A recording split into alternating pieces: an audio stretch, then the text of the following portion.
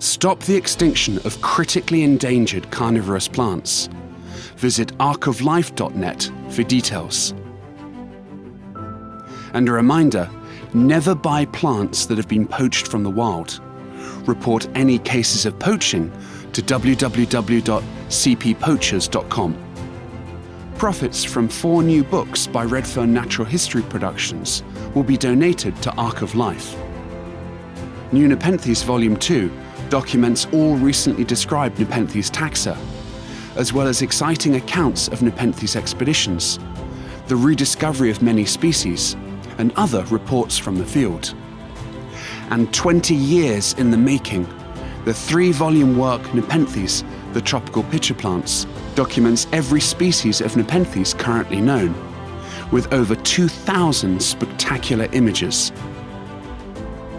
Visit redfernnaturalhistory.com for details.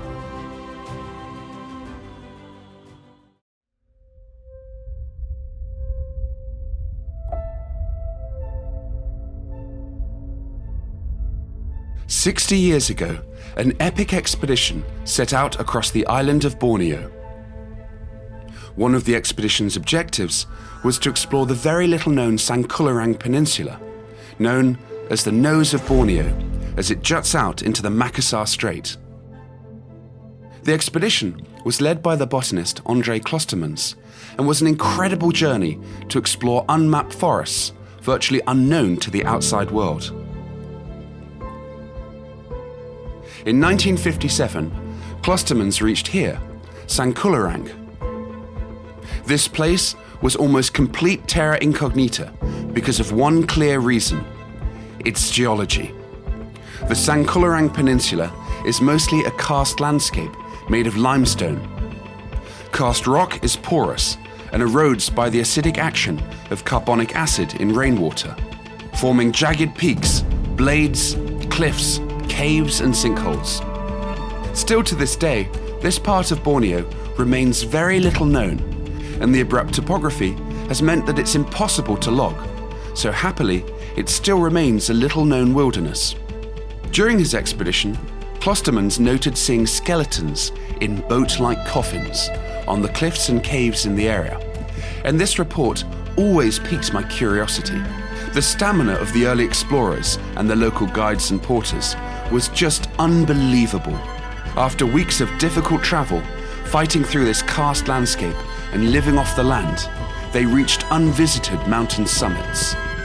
Klostermans and his team discovered countless new plants and animals, as well as many carnivorous Nepenthes pitcher plants, 2 of which were new to science. The first was found near Illas Mapulu, which means Mapulu Rock, near Mapulu village, so it was called Nepenthes mapuluensis. In the type description, it was recorded as having pitchers up to 21 centimeters tall. The other new pitcher plant was discovered at a location called Illas Bungan, which means flowering rock. It was found to possess yellow pitchers resembling bells, and so was called Nepenthes campanulata, which means bell-shaped. Populations have since been found in another part of Borneo, but the original type population has never been seen since Klostermans' expedition. A third new species was discovered years later by the great Nepenthes explorers Joachim Nerz and Andreas Wistuba, growing as an epiphyte. So they called this plant Nepenthes epiphytica. These are the only photos of Nepenthes epiphytica that they took in the wild. Throughout the 20th century, all 3 of these Nepenthes species remained virtually unknown. A massive fire burnt Illas Mapulu and Illas Bungan in the mid-1990s, and it was feared that all 3 species might have become extinct. I dreamt about rediscovering these lost Nepenthes at their type localities for over 20 years. Nepenthes mapuluensis struck me as the most interesting of the 3. It was long thought to be similar to the stunning Nepenthes northiana, shown here, which grows in Sarawak on the other side of Borneo. But no one really knew anything for sure about Nepenthes mapuluensis. So I thought it was high time someone rediscovered these amazing species. But this expedition would have very different challenges from all of my other ones. The limestone mountains of the Sangkularang Peninsula are not very high, generally less than 1,000 meters. But the karst landscape makes traversing even short distances very difficult.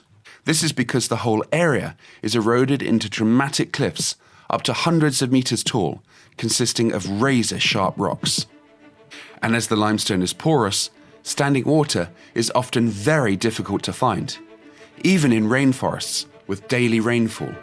So I set off with 10 friends: Suska, Mehmet, Diego, Dalton Bridges, Hannah Bridges, Michael Gollis, James Kletch, Edward Lee, Antoine Lerzin, and Michael Perkins, on a mission to reach one of the least known corners of the great island of Borneo. To begin our search for Nepenthes mapuluensis, Nepenthes epiphytica, and Nepenthes campanulata, we're going to try and get as close to Illas Mapulu and Illas Bungan, where the plants were originally discovered. And the villagers near those places, apparently, are over that river there. And the only way to get across is this stunning ferry here, which is going to take our cars. So let's give it a shot. Okay, bagus! To be completely honest, I thought the ferry might sink there and then, and the expedition would end before it started. But luckily the old ferry was sturdier than it looked. And with a bit of a prod, we were away.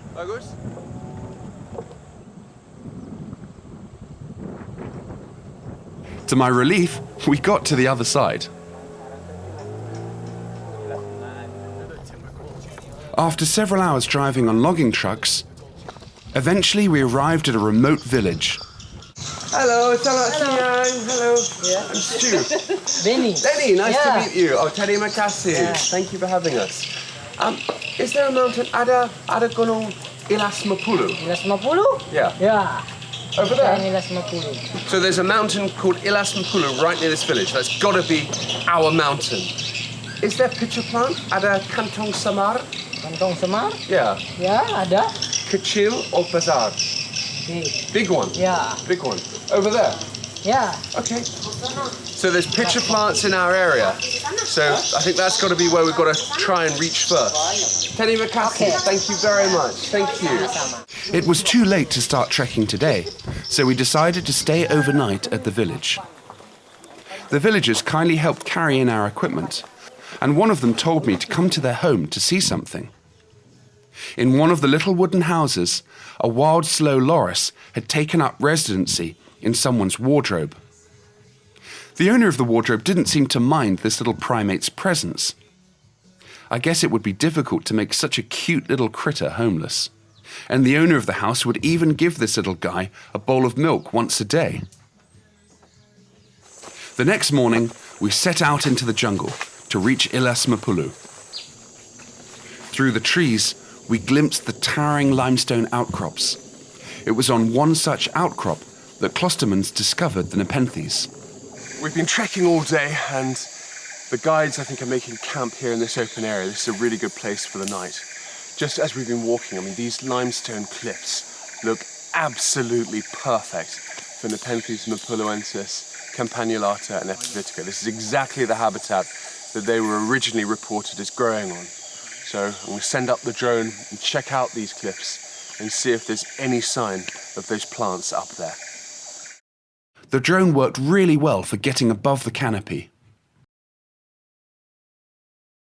But it revealed just how incredibly difficult this karst terrain really is. We searched exposed sections of the limestone cliffs, as the original report indicated that the plants grew directly on limestone, and also because Nepenthes northiana, the species thought to be very closely related to Nepenthes mapuluensis, grows on exactly this cliffside habitat on the other side of Borneo. But we found no Nepenthes at all on the cliffsides. The next morning, we set out at 5 a.m. to climb one of the peaks nearby to see if we'd have better luck on foot. Halfway up the peak, we emerged through a sea of clouds. As we climbed higher, we could see the limestone outcrop towering above us. After a bite of lunch, the weather had improved, so we sent the drone up again. The landscape was a sea of karst peaks and cliffs to the horizon. This is exactly the habitat that the lost Nepenthes were originally discovered growing in. But it's impossible to know exactly where they were originally discovered. It could be any one of these outcrops. We searched many of the cliffsides again until all our drone batteries were exhausted. But still absolutely no Nepenthes. I've just been talking to my friend Henry here, our guide, and unfortunately a bit of bad news. This is the furthest point that the trail goes from the village. It ends here, and the topography from here gets really difficult. It's nothing but cliffs. It goes up and down. Yeah. So I think, unfortunately, the trail, it just finishes here. But perhaps more significantly than all that, that fire that was reported, 25 tahun, 25 years ago, that burnt this entire side of the range, and there's evidence of that in the burnt wood and sticks and bushes all over this place. So I think very sadly this isn't going to go, this side of the range isn't going to be any good for us in trying to rediscover those plants. Sadly, I think we're going to have to descend and then try again from another side. But it's still interesting to see these mountains, so still a good few days to explore. We started the trek back to the village, and I mentioned Klostermans' expedition to the local guides. They told me how elders in the local villages often recounted stories of European explorers passing through the area 60 years ago. One of the guides told me he had to show me something in this cave. I remembered Klostermans' stories of boat-like coffins placed on cliffsides, which was a practice that took place across many parts of the Eastern Hemisphere, from Sulawesi to New Guinea. The cave consisted of quite an extensive passage. We eventually emerged back out into the light in an open chamber. The walls were adorned with several panels of exquisite ancient pictogram paintings. Some of the panels bore beautiful hand paintings, often in exquisite detail. Other paintings depicted animals. My local friend then beckoned me to a cliff nearby. And there were two boat-shaped coffins containing skeletons, just as Klostermans had documented. The guides had no idea how old these two particular skeletons were, or who had placed them here. The guides also told me that there were so many coffins through this area that it was a common practice for locals to visit and open the coffins of relatives and pay their respects. Every detail of my journey so far was exactly as Klostermans had reported. The karst mountains, the limestone cliffs, the elders' memories of explorers, and now the coffins on the cliffs. So I knew we were in the correct location. My local friend put the lid back on the coffin, and we left the skeletons exactly how we found them. After a long day of trekking, I arrived back in the village, exhausted but determined not to give up the search. One of the very few recent possible observations of Nepenthes mapuluensis had been made on the Tabilar range near the coast, so a few days later, I chartered an off-road vehicle to assault the karst mountains of the Tabilar range on the east side of the Sangkularang Peninsula. As always, I called into a local police station, sought permission for my climb, which was granted, and the police even found local men willing to act as guides and porters. The police kindly escorted us out to a drop-off point. My new guides wouldn't tell me why they went up into the mountains of the Tabilar range. They said they'd only disclose this secret when we got close to the summit. But anyway, we set off in the convoy. The old logging road had perhaps seen better days, but nothing that a bit of creative thinking wouldn't solve. Our impromptu bridge actually worked. After a few hours, we reached a drop-off point, which was a short trek to the Tabilar River, where we had arranged to meet boatmen to take us as close to the mountains as they could. I had bought about 70 kilos of food and supplies, which was enough to last our party about a week, so we organized the provisions. The guides packed makeshift backpacks, cleverly constructed out of rice sacks. Many of the guides had brought guns, and I started to wonder why they were keeping the reason for their visiting the mountains a secret. A few doubts started to creep across my mind. But I reassured myself that the police had escorted us and knew exactly where we were going. We began trekking out towards the Tabilar River. The first part of every expedition in the flatlands is easy, but the usual army of leeches awaited us on the vegetation, ready to suck our blood. As we got further from civilization, the vegetation became much thicker. After a few hours, we reached the Tabilar River, but we had to cross the river, then trek to the point the guides had arranged the boatmen to meet us at. The guides knew of a clear water tributary, so we stopped there for lunch. They set up a net across the tributary and weighed it down to make a fish trap. Then in a line, they corralled the fish downstream towards the net to trap them. I couldn't believe how many fish were caught so quickly, and within minutes we had a lovely lunch of roasted fish while we waited for the boatman. The guides also took the brief stop as a chance to sharpen their machetes on the river stones. On every expedition I do, I'm always amazed how the guides keep their machetes as sharp as razors. This takes an enormous amount of skill. A little while later, the boatmen arrived on the main stream of the Tabilar River. Luckily, someone had brought outboard engines for all the canoes. We then loaded our provisions and gear and cast off for the unknown. For the next week, we saw absolutely no other humans and only the faintest traces of humanity. It really felt like we'd left behind all traces of civilization and were stepping into a frontier land. We spent about 3 hours chugging up the river in the boats. The boatmen cleverly navigated sunken logs and sharp rocks. Hitting any of these could easily pierce the thin wooden hulls of the canoes, and then would be stranded in the middle of nowhere. In a few parts, the canoe's bottom scraped the riverbed, so we had to jump out and push. But as the afternoon wore on, I could see limestone outcrops getting nearer and nearer. Finally, we arrived at a rocky outcrop where the guides wanted to begin trekking. So, the guides have pulled in at this point along the river. They know that there's a trail from here up towards the mountain. Quite how they know this is the exact start of the trail, I don't really know. It looks exactly like the rest of the river for kilometers that we've passed already, but for whatever reason, this is the start of it. They think there's a trail from here up towards the base of the massif. So we're going to try and get as far inland as we can today from here and make camp, then assault the mountain tomorrow. So from this point, we say goodbye to the river and we start the jungle. We trekked inland for a few hours. Some of the guides had run ahead to hunt.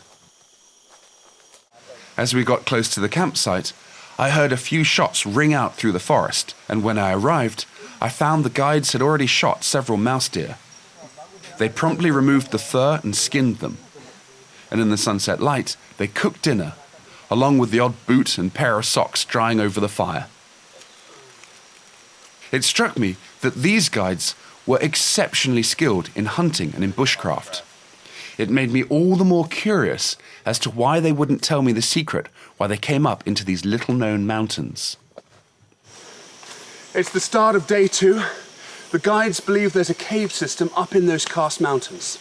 So today's mission is to get from here up to there. But the problem is, none of them know if there's a reliable water point up there. So we're all going to be carrying 6 or 7 litres of water so that we've got a day's supply in case there's no rivers or no water points up there. So we're just going to keep macheting through this path and see if we can get up to the next level of the mountains. We're starting to gain a bit of altitude here, and you can see this beautiful primary rainforest. It's quite cool to see these. These are strangler figs. If you come close, we'll see how it looks. This network of roots, this is the fig. It surrounds a host tree, which is in the middle. But you can just see the bark there. That's the original tree. What happens is that a bird or some other animal drops a seed on a branch, usually right up in the canopy. The fig then grows down from the canopy and puts down roots. Then it forms this massive network of these different buttresses and these roots. And these constrict the host tree in the middle. Most trees grow by increasing their girth. So with this massive network around the host tree, it just simply can't grow and dies. The fig then puts down roots into the dead remains of the host tree and absorbs the nutrients from the rotting remains. And eventually it'll just be a hollow cylinder of the fig's network of roots. Sometimes it'll then fall down onto another tree and the process will begin again. Primary rainforest, that is to say, forest that's never been logged for timber, is beautiful and one of the most biologically diverse habitats on Earth. Just walking along with the guides, I spotted earth stars, a really unusual species of ram's horn snail with filaments all along the edges of its shell, and pill millipedes. I've always loved these little guys. They roll up into a perfect armoured ball if disturbed, but if you wait patiently, they slowly unroll and continue on their way.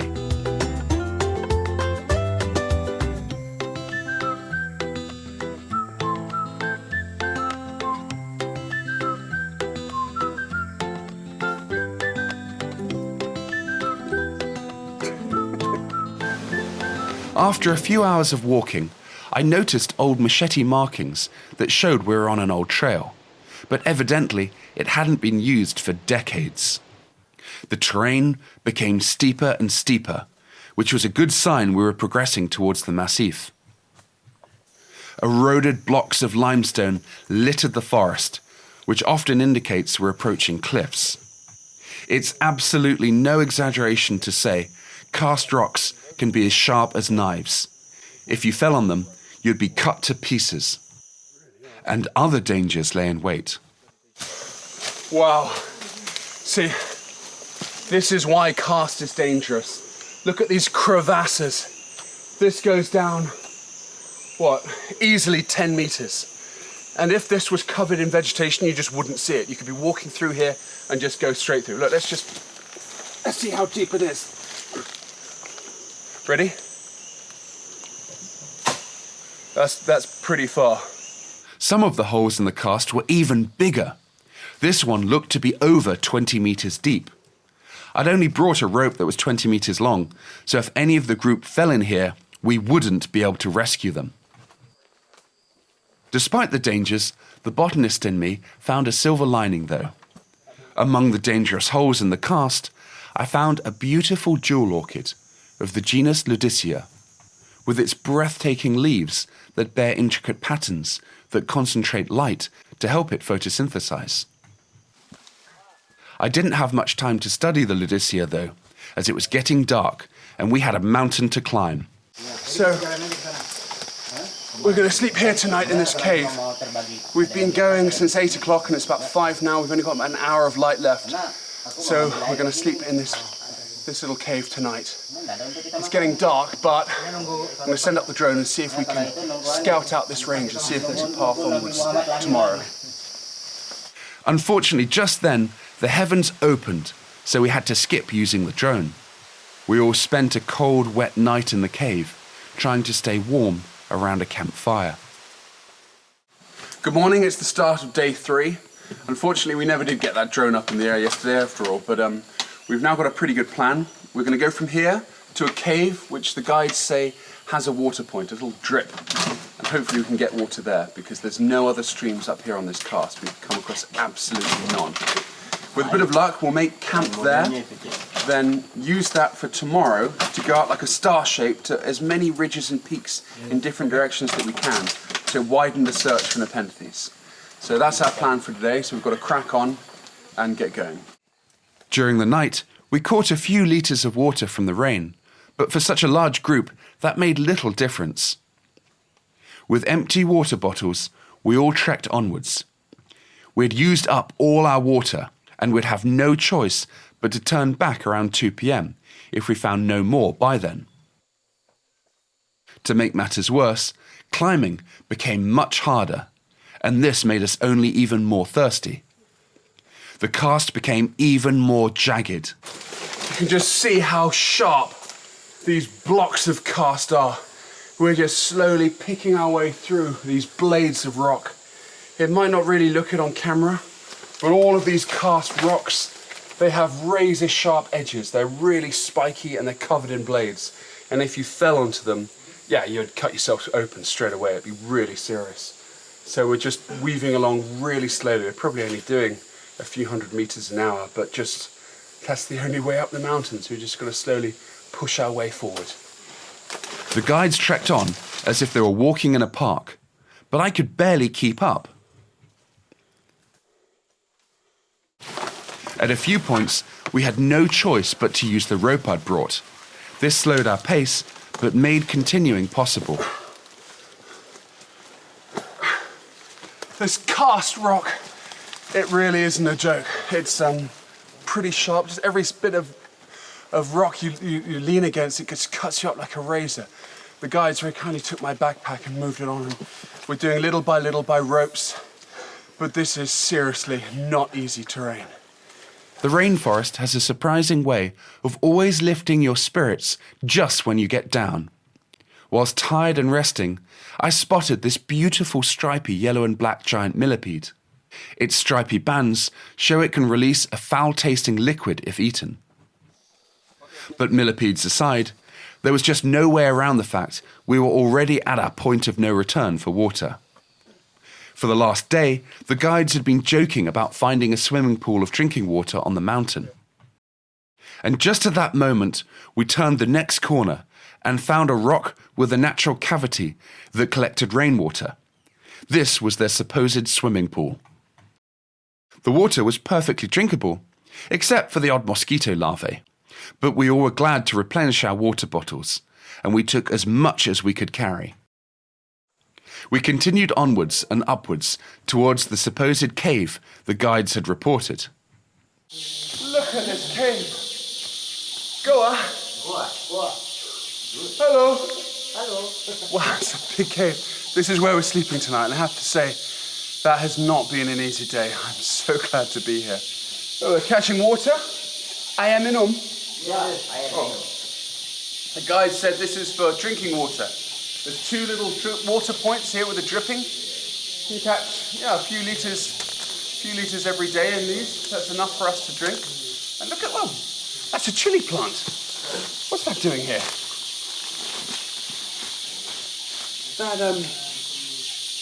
That's from Sambal. They must have planted this from the last time they were up here. Yeah, that's edible chilies. So this is going to be our home for the next night. We're going to search the surrounding area and see if we can find this Nepenthes. So right now, this place feels like better than a hotel. These two little drip points in the cave were our salvation. Without them, we couldn't have continued a day further. Each drip point gave a litre or so an hour, so we could collect a couple of litres of water for each man in our party each day. That was just about enough to enable us to continue. The guides told me that they used to come to this cave years ago to collect the nests of swiftlets, known locally as wallet, to make bird's nest soup. Quite why anyone would choose to eat this stuff, I honestly don't know. It's made up of congealed sticky swiftlet spit, feathers, bird excrement, and the odd louse and cockroach. But the guides told me it sells for a fortune, so walking all this way up the mountain to find it was well worth their while. After a nice cup of boiled cave water, I decided I'd better get ready for the night. Oh, Bagus. You guys have got a good campsite. They've got a nice place for their tent. I've got to find one for me. Let's check out this cave.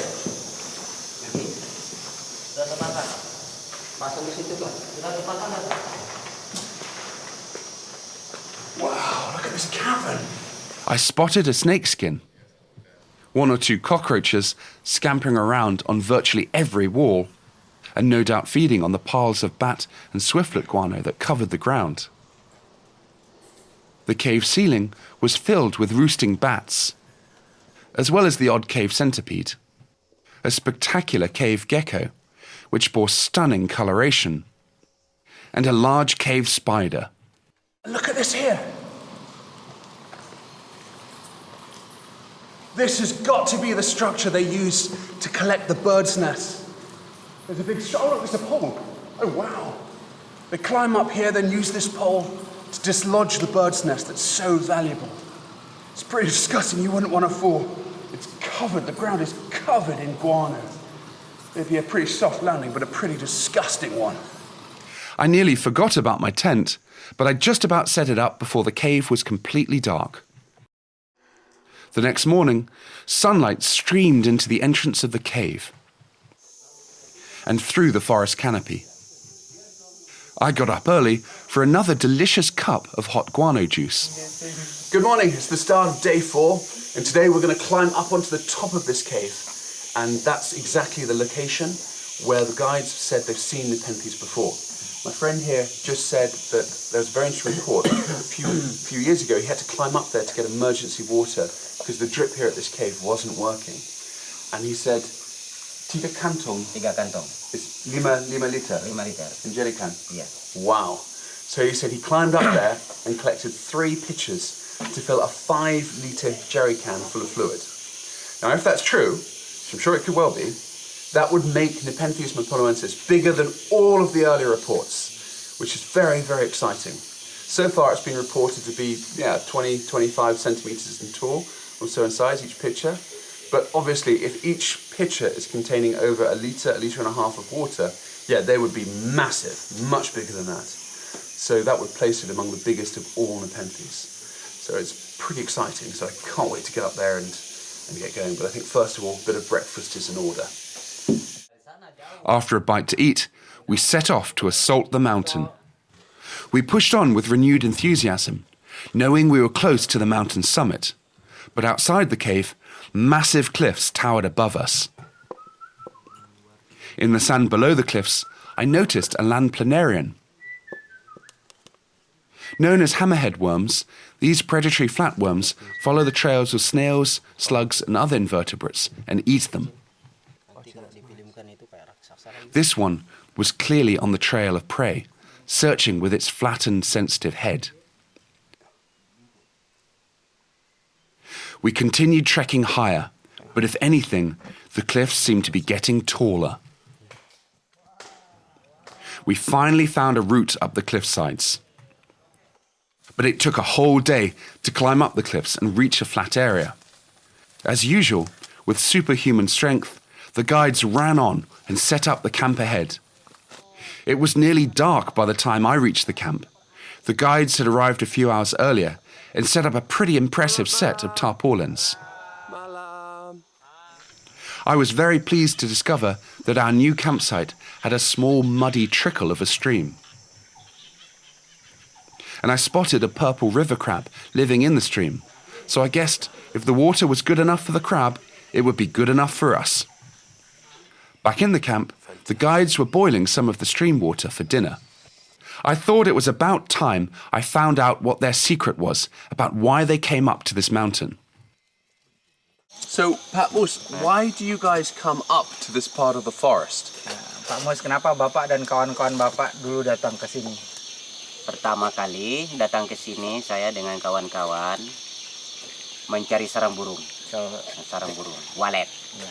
They came here to find the bird nest. To collect bird's nests for soup, bird nest soup. Yeah. Okay. Jadi penghasilan hari-hari karena kita sudah terbiasa naik gunung batu di pegunungan Tabilar. Disitulah perkumpulan anggota seputaran Tabilar menikmati hasil pegunungan Tabilar. So that's where they earn their income every month. Okay, that's how you earn money. Somehow, that didn't seem like the full story. But while the cameras were off, the guides confessed their real secret. So our friends here just said that they burgle each other when they collect the wallet, the bird's nest soup. And each time they got arrested as they were going back down to the lowlands. Ada police? Lari. Fair enough. Yeah. Okay. Because the police, they didn't come here. Okay. Only at the village. Okay. Wow. Kalau polisi nggak pernah naik. So between them, they're also carrying their own gun, so they can shoot to each other. They can shoot each other. Are they good burglar? Good burglar? Bagus? Apa maksudnya, Pak? Maksudnya ini apa? How much wallet? Nggak waktu So waktu Texas itu Bagus. Jago nggak tembak-tembakan. Woi, apalagi? ya. Kalau So, sih memang gerbak, if Pak, he goes to sedikit. collect wallets, Ya.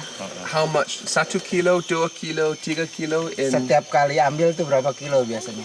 Kalau semua diambil ini Kalau sampai masih banyak Pak, banyak. sampai Jadi 20 kilo. Sekali ambil. Iya. So once they can take 20 kilos. 20 kilos? How much is 1 kilo? Berapa 1 kilo dia? harganya berapa? Pada waktu itu pada 3 ya. 3 juta, kadang 3 million. 38. 3 million. 3.8. Okay, and that would be berapa hari? Berapa hari? Berapa hari itu dapat 20 kilo? For 20 kilos. Kalau memang Minggu, sebulan lah. Sebulan. It's about 1 month. Wow. Yeah. So in about 1 month, these guys can collect 20 kilos of bird's nest, which is worth $3,000-4,000. So it's not surprising that they rob each other as they're going down to the lowlands. So it's because the earning income is very high, so it start to become some people try to rob the other. Diulur di sini Pak. See, okay. So he said the stronger can take from the weaker. Okay, Yeah, something like survival of the strongest. Yeah. Kalau dulu di sini biar kita sama kita bisa bakuan juga. So even they are friends, they can steal from each other. Nah, Yeah. umpamanya kita begini kan malamnya bisa didatangi lagi. Yeah. Did they go to Even though like in the evening or during the day they are friends, but during the night he can rob him, something like that. Ya. Yeah. Did they go to prison or it was okay? So ada yang tertangkap atau enggak? ya ada. Ya. Cuma kalau waktu di sini nggak ada itu. How many times? Berapa sering orang tertangkap? Ya sering tertangkap masalah yang di hutan kalau ditangkap petugas Kalau sih tidak. petugas nggak ada. Ada tembak kalau Kalau yang di sini kalau ditangkap sering. Kalau petugas kan kalau petugas So- mau tangkap kita lari ke sini. So there's that caught by the police is only once, Okay. but they caught each other is often. Before 3 years ago, it's very difficult to come here because most of them they're carrying their own gun. They will shoot anybody that they do not know that person, so it's very dangerous to come. So 3 years ago we couldn't do this trip. No. Wow. Okay. Well, hopefully we'll get down without being burgled. Kalau susahnya sih enggak terlalu Pak, cuma Kayak saya bilang, Do you think we can go down without getting burgled? kira-kira nanti kita turun aman nggak ini? aman. No problem. No problem. Because at that time he has 2 guns. Oh, he's got 2 guns. Okay, fine. Oh, Cuma kalau excellent. memang orang luar yang datang masuk ke sini itu susah bisa memasuki wilayah ini. Yeah, Karena So this is the first ada grup expedition di I've dalamnya done gitu. guided by burglars. Terima kasih. Thank you very much. I went back to the fire and finished my cup of muddy stream water. Suddenly, the police escort made sense. As darkness fell, I nervously called it a night. The next day was the final day for which we had provisions to try and reach the summit. It was make or break. We would have to start the descent the next morning, so we set out early to make the most of our final day. Once again, we hit sheer cliffs, but we followed their base. The guides eventually found a way up the cliff and kindly strung up a rope. The ascent was slow and difficult, but we proceeded carefully. And it looks like the summit is just up here, up these sharp rocks. So, not far to go. Finally, we could see the open sky. Just a few more steps to the peak. I found several plants of Nepenthes renwartiana. This is a beautiful species of pitcher plant, but not what we'd come to find. I began to worry, what if we trekked all this way only to find this very common species that was widespread across Borneo? So I climbed a little higher. Then, suddenly, And look! Nepenthes mapuluensis! Wow! This is bigger than the type description.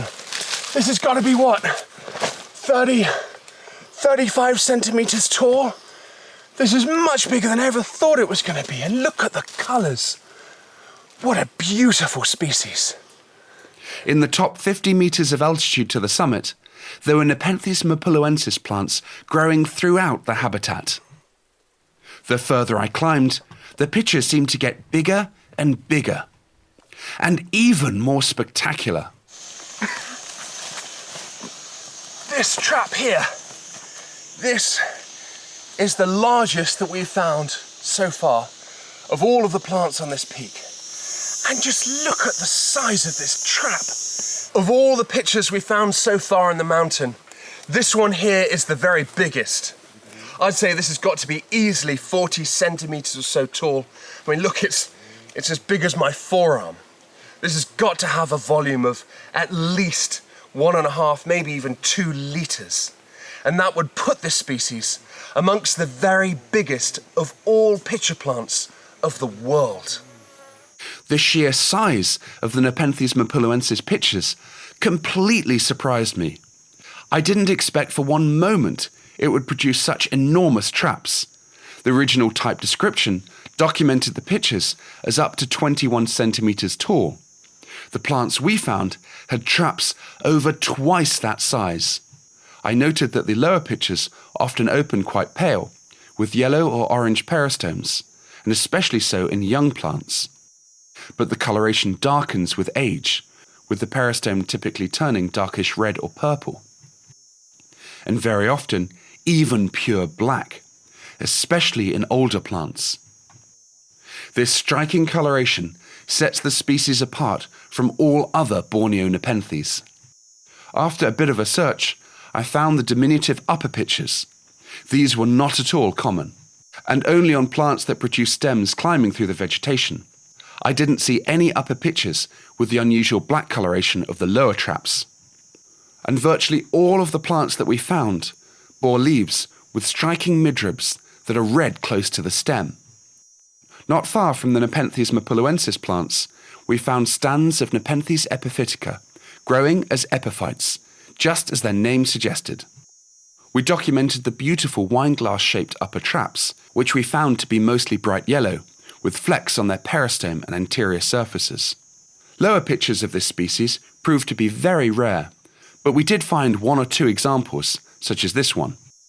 I climbed higher and discovered that both species continue for considerable distances on the summits and the tops of the ridges of the mountains. Within this very niche habitat, it would appear that both species are very prolific and widespread. I sent my drone up one last time to search the cliffs for Nepenthes campanulata. Curiously, the guides had told me, without any prompting, that they had seen a small pitcher plant with yellow bell-shaped traps on the cliffs. They had been so accurate with their observations of Nepenthes mapuluensis, they could very well be describing Nepenthes campanulata. Sadly, after an hour of searching, I still found no sight of it. But this is only one tiny section of one massif of many in the Sangkularang Peninsula.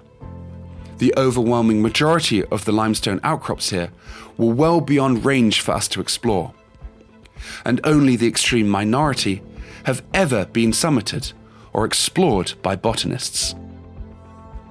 Well, it's been a pretty amazing expedition, but it's time to descend. We're running a bit of low on food now, and I've got to be honest, I'm getting a bit tired, and it's about time to head back to civilization. But it's been incredible rediscovering Nepenthes mapuluensis and Nepenthes epiphytica. And it's great to see that they grow all along these limestone cliffs. And these cliffs in this karst range literally go from horizon to horizon, and actually further than you can see as well. So I think it's safe to say they're in no danger here in the wild. They look as if they're going to have a very safe and secure future here in this part of Borneo.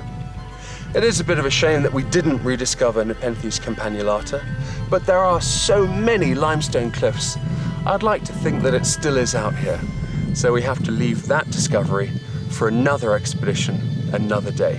And who knows what else is awaiting discovery out here in this incredible part of Borneo.